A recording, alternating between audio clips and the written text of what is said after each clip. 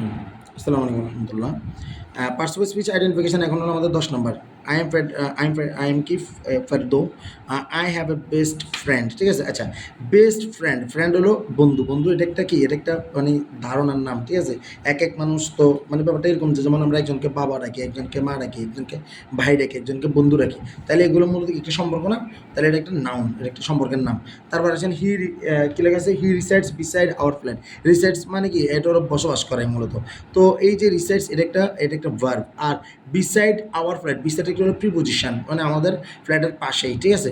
এটা সাধারণত প্রিপোজিশন দ্বারা আমরা এই স্থানের সম্পর্কগুলো বুঝতে পারি। উই মানে প্রোনাউন, বারবার আসতেছে।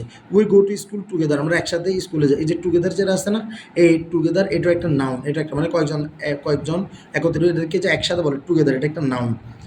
তারপর হচ্ছে দেখেন উই অলসো প্লে টুগেদার। অলসোকে নর্মালি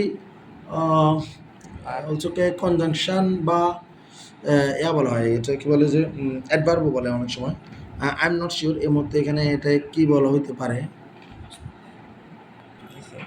এই যে play together in the field after, after মানে প্রিপোজিশন, কোনো কথা নেই, আফটার দেখলে প্রিপোজিশন।